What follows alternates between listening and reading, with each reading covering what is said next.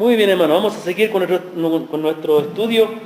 Damos gracias al Señor que ya estamos terminando ya el estudio del credo de los apóstoles. Estamos llegando a la penúltima pregunta. En la próxima semana, Dios mediante, ya terminaremos. Y ahí vamos bueno, no sé si, creo que a partir de enero o en diciembre quizás ya, vamos a comenzar a ver un libro de la Biblia, versículo por versículo. En enero vamos a continuar también. Bueno, pero vamos a ver después de esto, Dios mediante, vamos a ver cuándo, pero un libro, vamos a ir estudiando la palabra como hemos hecho en otras ocasiones, versículo por versículo, que es la mejor forma de estudiar la palabra, tomando en cuenta el contexto y todo lo demás. Muy bien, vamos entonces hoy día a nuestra penúltima pregunta. Vamos a repetir todos una vez más el credo. 1, 2, 3. Creo en Dios Padre Todopoderoso, Creador del cielo y de la tierra. Creo en Jesucristo, su único Hijo, nuestro Señor, que fue concebido por el Espíritu Santo, nació de María Virgen, padeció bajo el poder de Poncio Pilato, fue crucificado, muerto y sepultado, descendió a los infiernos y al tercer día resucitó de entre los muertos, subió a los cielos, está sentado a la diestra de Dios Padre Todopoderoso, de donde vendrá a juzgar a los vivos y a los muertos. Creo en el Espíritu Santo, una santa Iglesia cristiana universal, la comunión de los santos, la remisión de los pecados, la resurrección del cuerpo y la vida eterna. Amén. Bendito sea el Señor. Vamos a la pregunta de hoy entonces. Pregunta número 34. Dice, ¿qué consuelo te da la resurrección de la carne? Todos juntos. Que no solo mi alma, después de esta vida, será llevada en el mismo instante a Cristo, su cabeza, sino que también esta mi carne, siendo resucitada por la potencia de Cristo, será de nuevo unida a mi alma y hecha conforme al glorioso cuerpo de Cristo. Amén. Entonces, la última parte del credo dice, creo en una santa Iglesia cristiana universal, la comunión de los santos, la remisión de los pecados, la resurrección del cuerpo y la vida eternamente. La resurrección del cuerpo. Entonces, una de las doctrinas principales también, fundamentales y esenciales de la fe cristiana es la resurrección. Creer en la resurrección. Y no solo creer en la resurrección del Señor, que la creemos y es una doctrina fundamental también, sino creer en la resurrección de nuestros propios cuerpos. Es decir, creemos que hay una resurrección. Que hay una resurrección para los justos. Creemos que la palabra nos enseña que para el cristiano la muerte no será una cárcel, no será su condena, sino que seremos librados de la muerte. La obra del Señor Jesucristo en la cruz por nosotros, y su muerte y su resurrección, nos dan la salvación de nuestros pecados y también de la muerte. De la muerte en todo sentido. Desde chico fui enseñado que la Escritura dice que hay 3 tipos de muerte. La muerte, si se le puede llamar física, la muerte espiritual y la muerte eterna. La muerte física, si se le puede llamar así, es cuando una persona fallece. Su cuerpo, su alma y su espíritu se apartan de su cuerpo y queda el cuerpo inerte ahí. Y uno ve el cuerpo de una persona fallecida, pero es el cuerpo, no es la persona. Uno ya ve que no es la persona. La muerte espiritual es el estado en que nace el hombre por causa de su pecado, separado de Dios, apartado de la gloria de Dios, privado de la gracia y de la comunión con Dios. Es cierto que por ser criatura de Dios, vivimos con Dios y Él da todo a sus criaturas, pero no hay esa relación, esa comunión para la cual fuimos creados. Y la muerte eterna es la condenación, permanecer eternamente separados de esta comunión con Dios. ¿De cuáles muertes nos libera el Señor? ¿De cuál muerte nos liberará el Señor? De la eterna. Acá dice de la espiritual. De todas las muertes. De la eterna, ¿por qué? ¿Qué dice la Escritura? Lo que leíamos la semana anterior. Nuestros pecados han sido perdonados. ¿Hay condenación para nosotros? no hay condenación, dice, el que oye mi palabra y cree al que me envió, tiene vida eterna y no irá a condenación. Y el hecho de saber esa verdad ya es grandioso, ¿no? Grandioso. Y debe dar gozo en el corazón, hermano. No vamos a ser condenados. No vamos a ser condenados. ¿Qué más nos puede importar? Seremos salvos. Eso ya es maravilloso. Pero también nos libra de la muerte espiritual. Porque, ¿qué dice la Escritura? En el libro de Efesios, dice, ustedes, hermanos, estaban muertos en sus delitos y pecados. Pero no muertos físicamente, sino que muertos espiritualmente, apartados de la comunión con Dios. Mas ahora, dice, Él os dio vida juntamente con Cristo. Entonces, tenemos, una vez que nos arrepentimos y ponemos al Señor como nuestro Salvador, nuestro Señor, le reconocemos como el Señor, confiamos en Él, tenemos esa vida espiritual, tenemos esa comunión con Dios, hemos sido reconciliados con Él. ¿Y qué hay de la muerte física? ¿Acaso no han muerto algunos queridos hermanos? Ciertamente, pero dice la palabra que serán resucitados. Vamos a leer un texto que no aparece aquí y se me viene a la mente ahora y hay que dejarse llevar por lo que el Espíritu nos va diciendo, ¿no? Y aunque ese texto no está aquí en la lista, pero viene al caso y lo vamos a leer en 2 Tesalonicenses, por favor, Primera Tesalonicenses, capítulo 4. Primera Tesalonicenses, capítulo 4, versículo 13. Y aquí viene la gran pregunta acerca de la muerte física, si se le puede llamar, la muerte natural. Primera Tesalonicenses, capítulo 4, versículo 13. Primera a los Tesalonicenses, capítulo 4, versículo 13, mis queridos hermanos.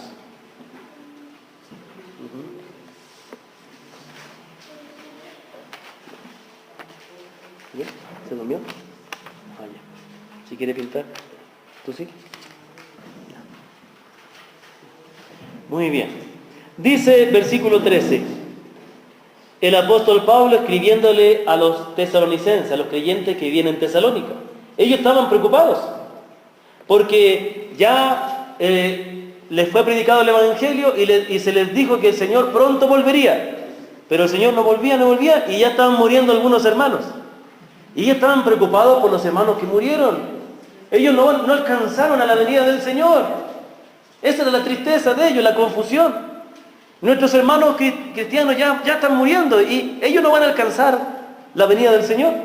Versículo 13 dice, tampoco queremos, hermanos, que ignoréis acerca de los que duermen, para que no os entristezcáis como los otros que no tienen esperanza. No se entristezcan como los otros que no tienen esperanza. Y aquí dice la razón, fundamento. ¿Se acuerdan los que tuvieron en delante?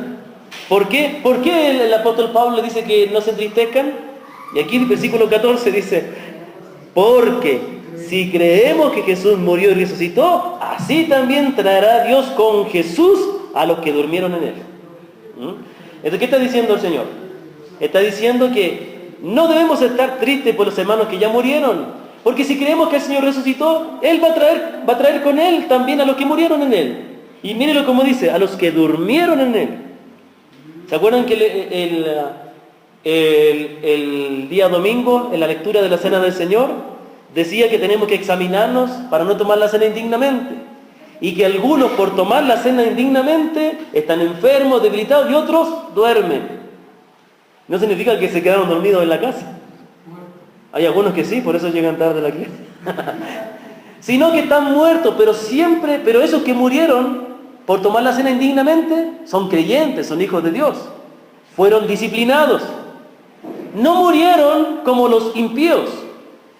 Ellos solo duermen. ¿En qué sentido? Sí, están muertos. Pero la palabra de Dios dice que los creyentes que mueren duermen. ¿Por qué? Porque serán despertados. El que muere ya no es despertado más. Despierta. Le pega unas cachetadas, nada, se queda ahí. Pero el que está durmiendo, un ruido fuerte ya, le levanta. Y así va a ser, dice que el Señor vendrá con voz de mando, con voz de arcángel, con trompeta de Dios, y despertarán los creyentes. Entonces aquí dice la palabra algo maravilloso, hermanos. Dice, que el Señor en su segunda venida traerá con Él a todos los que murieron en Él, a los que durmieron en Él.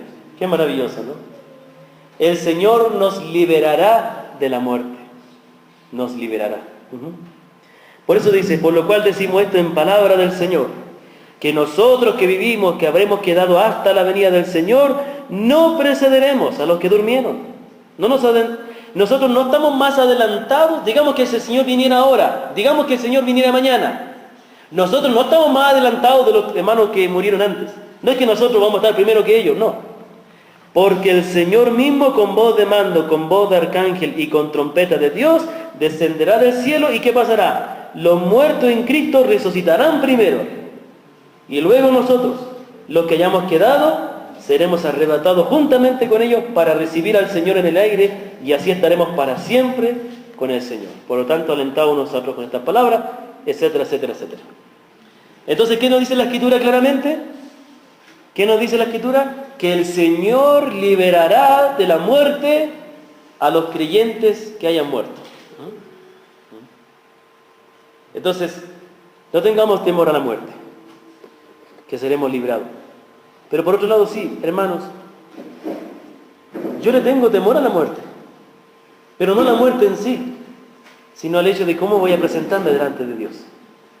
¿Me comprende?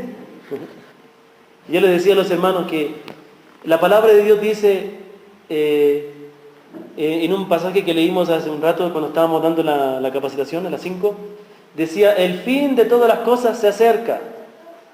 Decía, por lo tanto, velad, sed sobrios y velad en oración. Cuando la palabra de Dios dice que debemos ser sobrios, quiere decir que no estemos distraídos, que no estemos ahí pensando como cuando estamos divirtiéndonos, ¿no? Cuando estamos en un deporte o pasando un buen rato con los amigos, nos olvidamos de los problemas, ¿no es cierto? Y es bueno divertirse, pero no es bueno vivir toda la vida divirtiéndose.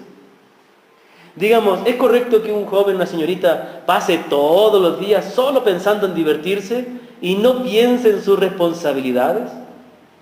¿No es cierto?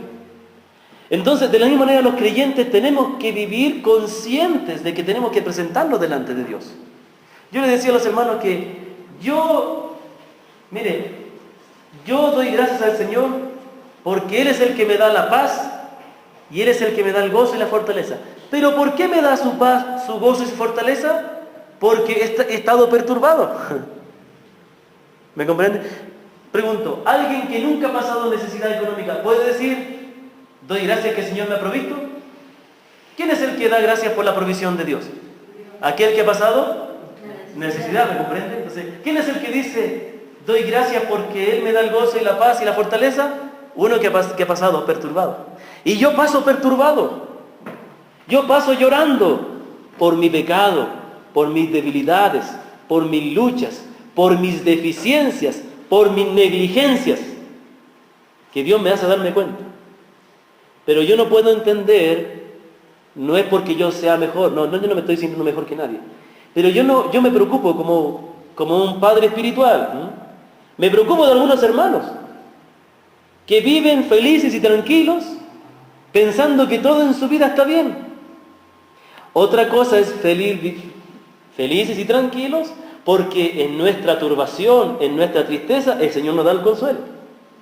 Pero hay una calma que es una calma y una paz que no viene de Dios, sino viene por estar distraído. ¿Me comprende? ¿Me comprende? Por ejemplo, no me comprende. Ya.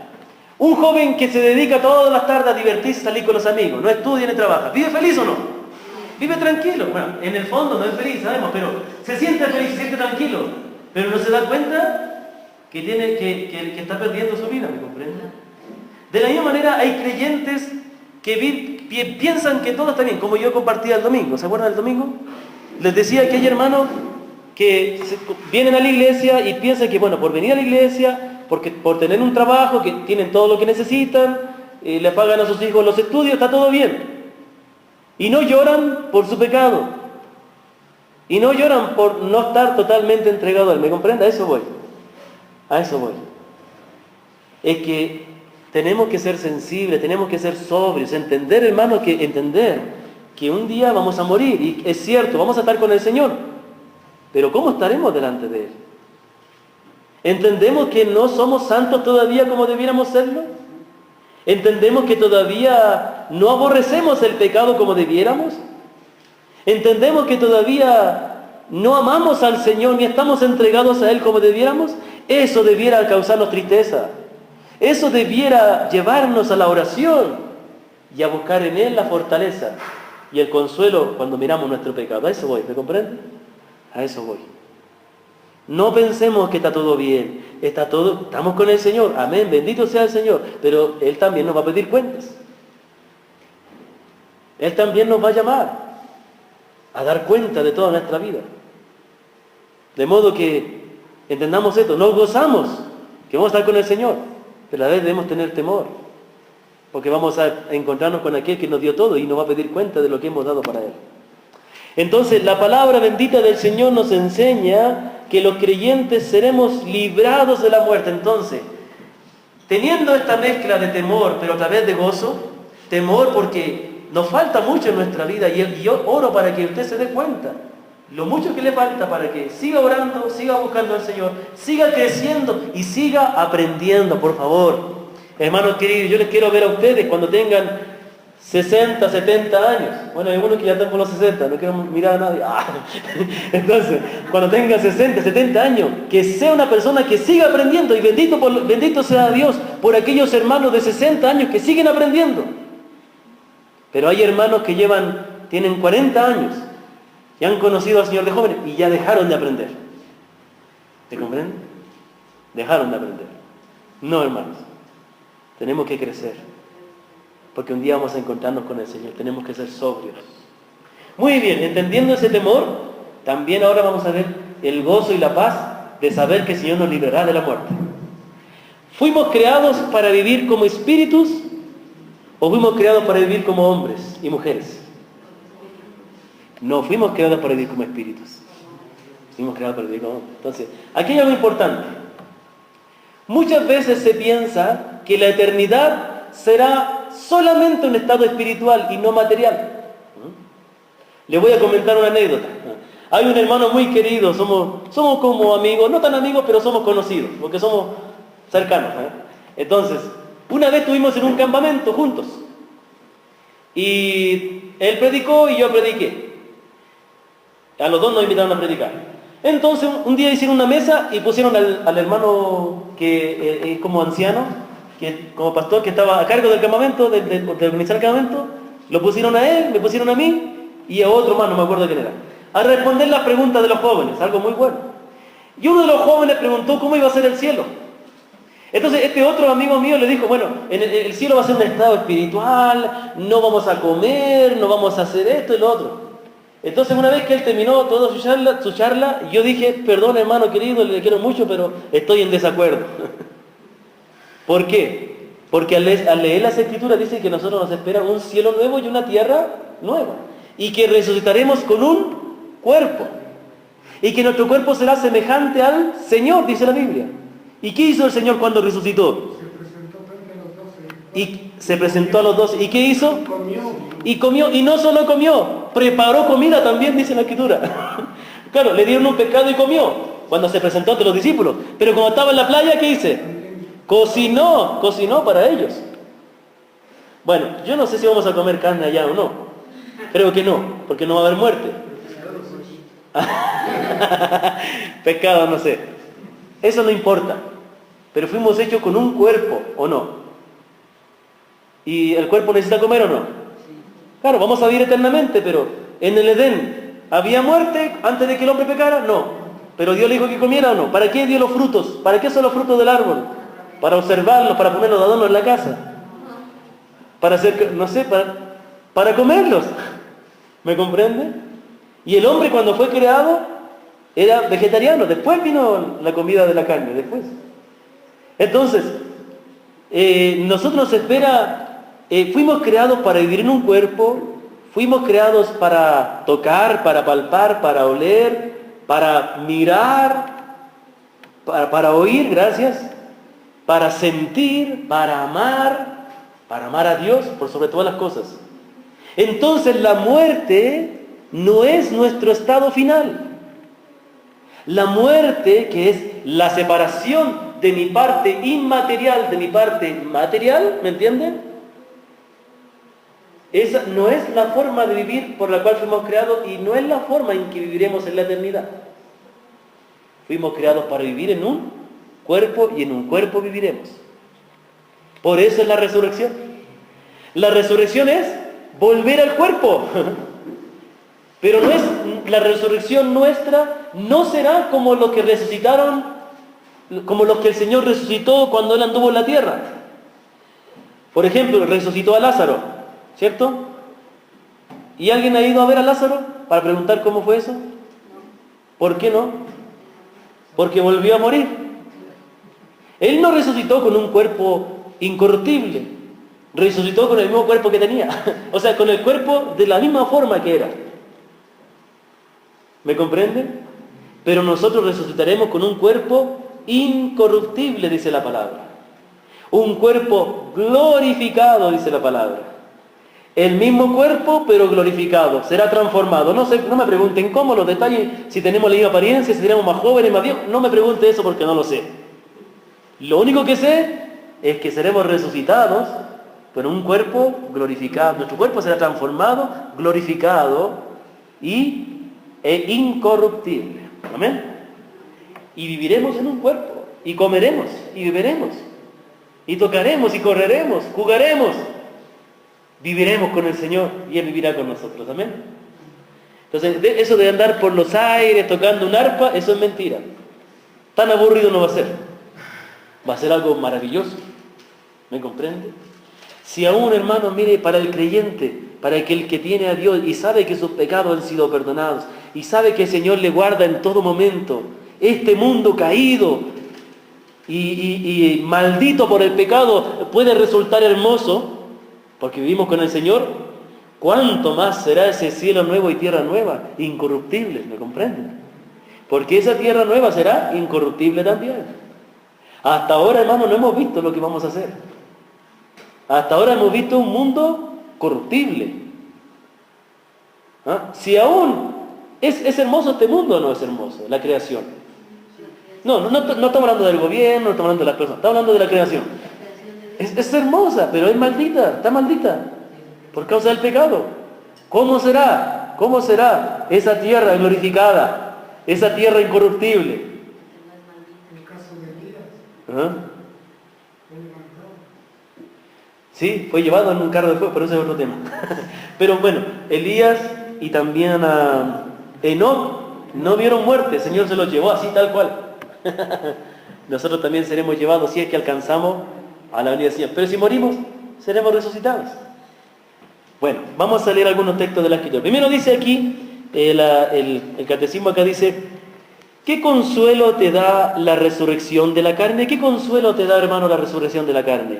Que no solo mi alma, después de esta vida, será llevada en el mismo instante a Cristo su cabeza. Primeramente dice que el consuelo de la resurrección es primeramente que si yo muero ahora, mi alma será llevada a Cristo. Pero eso no tiene nada que ver con la resurrección, es muerte igual. ¿Me comprende? Entienda.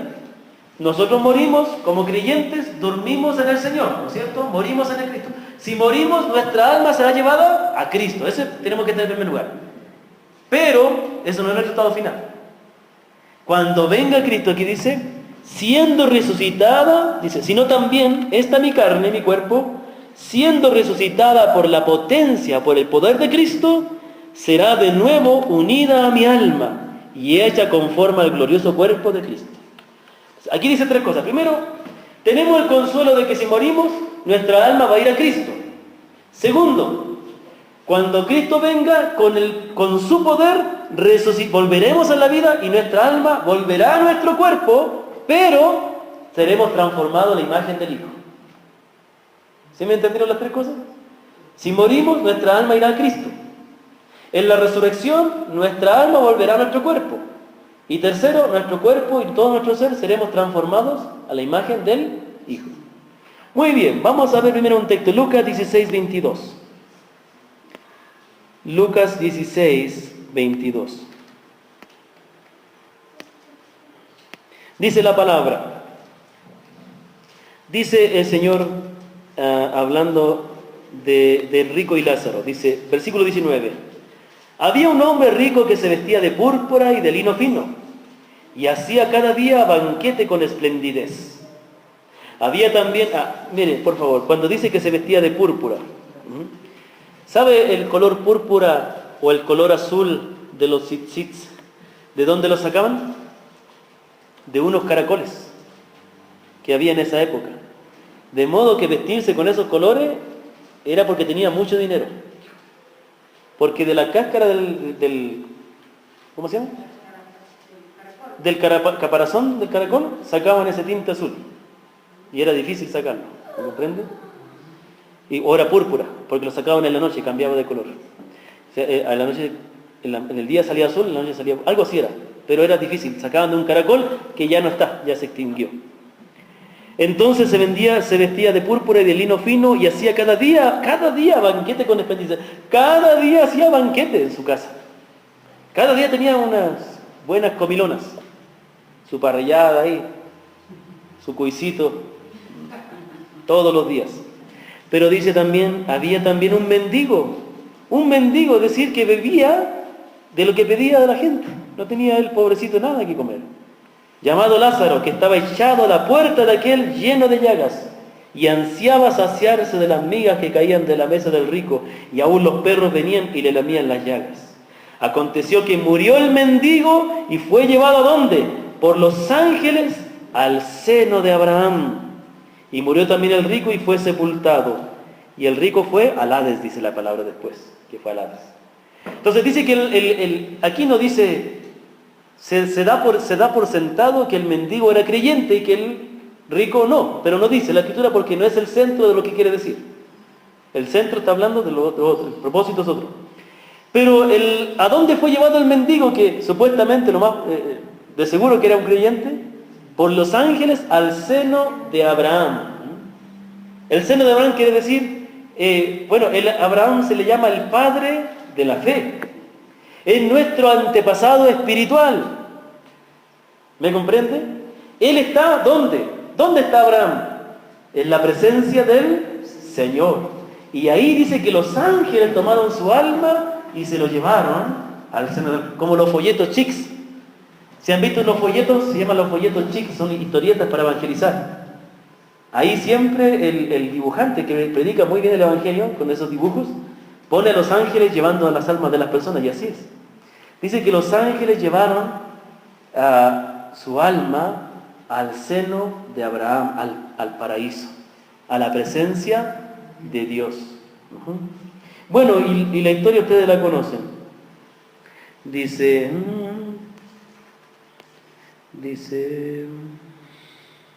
versículo 5, pero Abraham le dijo al rico, hijo, acuérdate que recibiste bienes en tu vida, y Lázaro también males, pero ahora este es consolado aquí y tú atormentado.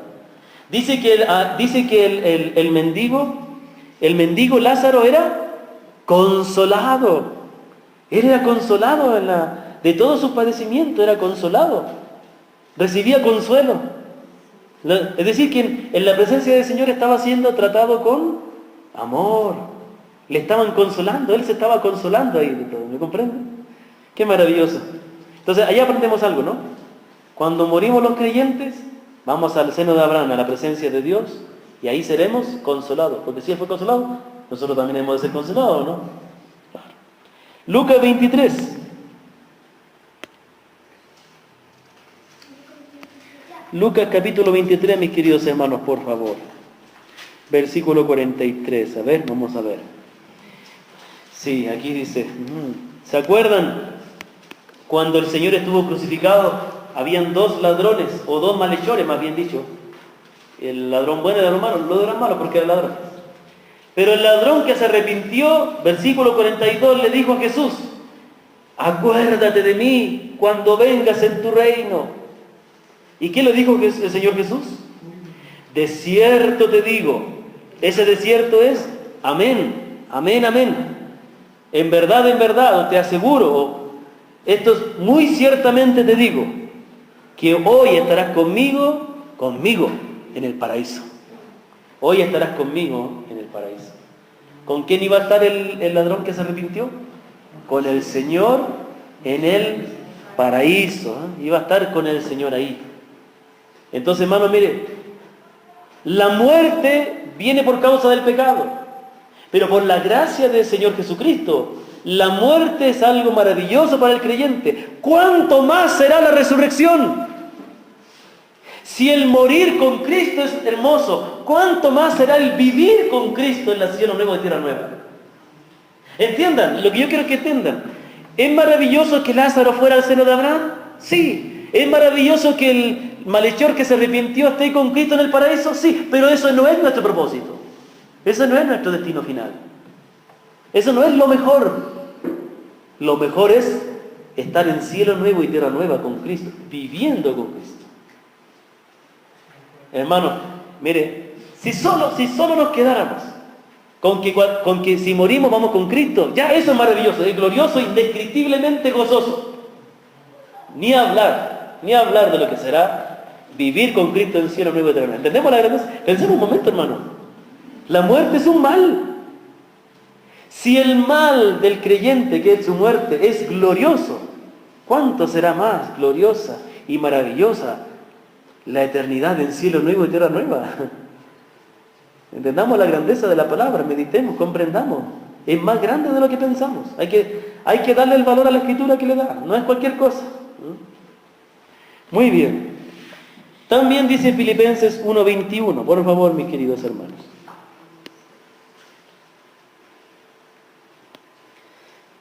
Filipenses capítulo 1, versículo 21. Dice al 23. El apóstol Pablo escribiendo desde la cárcel esta carta a los filipenses, a los creyentes de Filipos. Y él sabe que hay muchos que están contentos porque él está en la cárcel. ¿Y quiénes eran los que estaban contentos? No eran los fariseos que tanto perseguían al Señor. Eran mismos creyentes que estaban en desacuerdo con él. Quizás lo más doloroso para un siervo de Dios es que los mismos creyentes, y incluso el apóstol enfrentó a veces oposición y rechazo de los mismos que él evangelizó. Pero no importa, ¿sabe por qué? Porque lo hacemos para el Señor. Estos días estaba hablando con un siervo, con un hermano muy querido, un amado hermano que es un hombre mayor que yo, muchos años mayor que yo en la obra del Señor. Y él me contó que está sufriendo el rechazo de una persona a la cual él ha querido mucho, y él mismo ha enseñado la palabra y ha guiado. Yo no sé quién es esa persona, pero yo le dije, hermano querido, yo le entiendo porque también he pasado lo mismo. He pasado lo mismo, hermano. Y le dije, hermano, nuestro gozo está en que el Señor nos ha considerado para servirle y nosotros tenemos que hacerlo todo para Él. No importa. Lo importante es que el Señor se agrade de lo que hacemos y que Él nos ama. ¿Me comprende? Entonces el apóstol Pablo escribe esta carta, pero es una carta de gozo, a pesar de que muchos, incluso algunos, por lo que él estaba en la cárcel, comenzaron a predicar el Evangelio aprovechándose de que él no estaba para supervisar y predicaban el Evangelio por dinero. Y él dice que se goce igual, porque con buenas o malas razones, por hacerle sentir mal a él, igual están predicando el Evangelio. Bendito sea el Señor, que se predique el Evangelio. Digamos que como que hay aquí un hermano de algunos que de los que se han ido. Y dice, me voy a poner una iglesia para pastorear mejor que Claudio.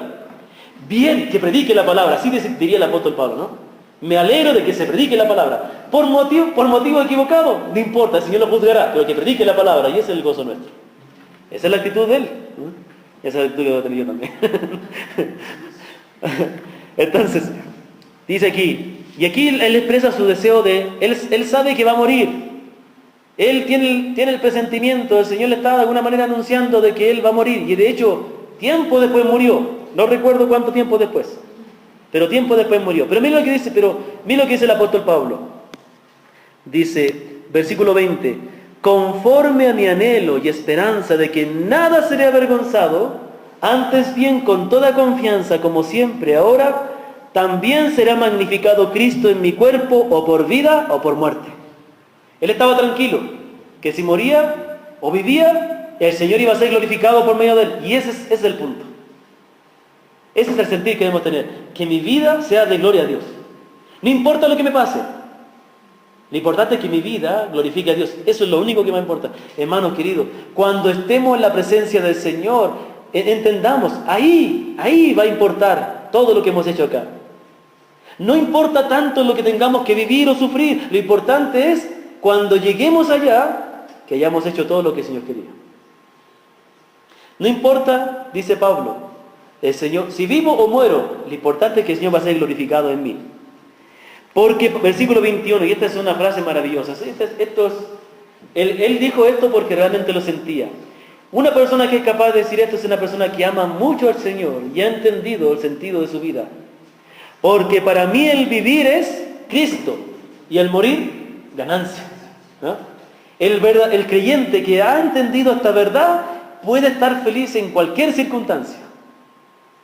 El vivir es Cristo y el morir, ganancia. O sea, lo siento, no hay ninguna manera en que yo no pueda estar bien.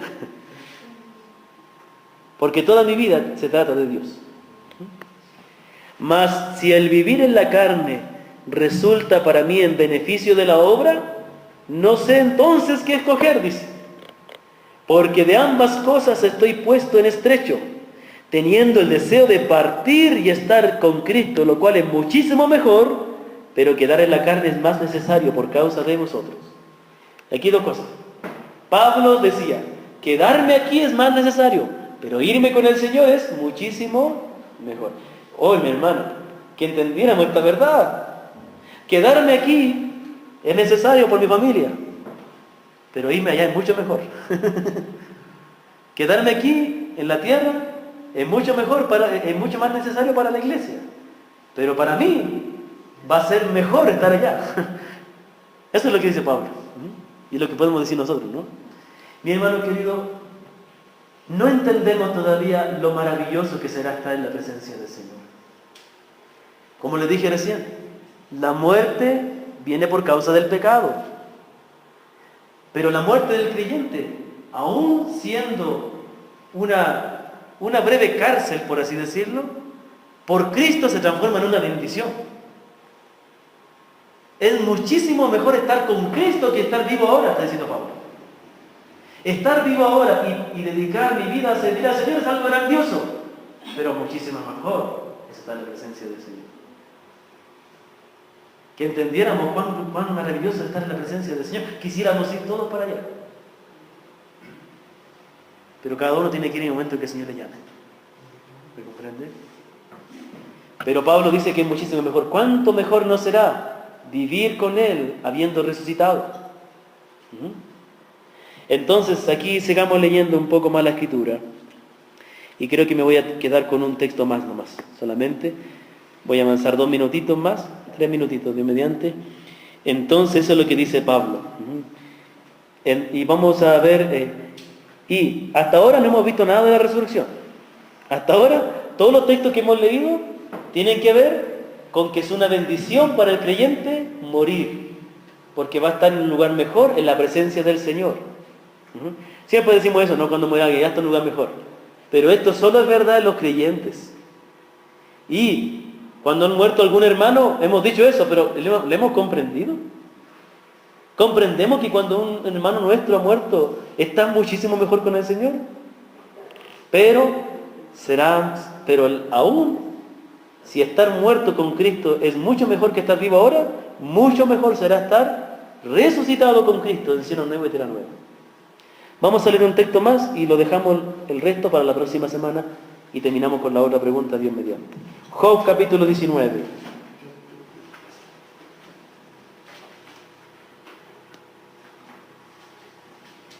Job capítulo 19, versículo 25. Dice la palabra del Señor. Mira, aquí está... aquí está la esperanza de Job. El pobre Job que ha sufrido tanto. Pero él tiene su confianza puesta en el Señor. Dice Job 25. Job 19, 25. Yo sé que mi Redentor vive. Él quizá a lo mejor no entendía todas las implicaciones de las palabras que dijo, guiado por el Espíritu, pero él dijo, yo sé que mi Redentor vive, mi Redentor no está muerto. No creemos en un Dios muerto, en un Dios vivo, porque resucitó. Y al fin dice, se levantará sobre el polvo. Oiga, ¿sabe? No estoy seguro, pero dicen que el libro de Job es el primer libro que se escribió. Y después vino el Pentateuco.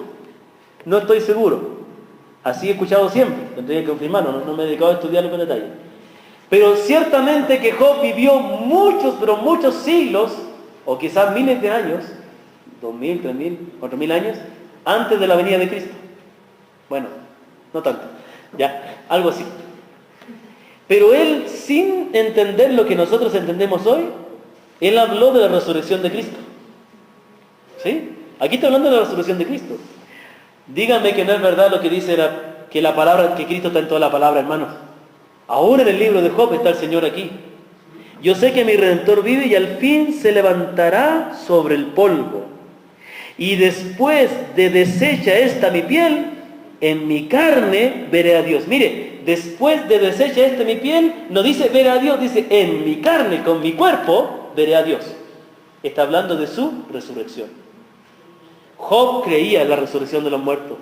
Porque él dice, después de deshecha esta mi carne, o quizás refiriéndose al hecho de que este cuerpo pecaminoso fuera transformado y desechado, en su carne vería, o sea, no muerto, sino vivo, he de ver a Dios. Amén. Amén. ¿Cuál es nuestra esperanza? Nuestra esperanza es que seremos librados de la muerte. Morir con Cristo es algo maravilloso, pero aún así no es lo más maravilloso que vamos a vivir. Aún así, mucho mejor es vivir con Cristo, resucitar y vivir con Cristo y ver a Dios en nuestra carne. Cara a cara, verle al Señor. Amén. Bendito sea el Señor. Vamos a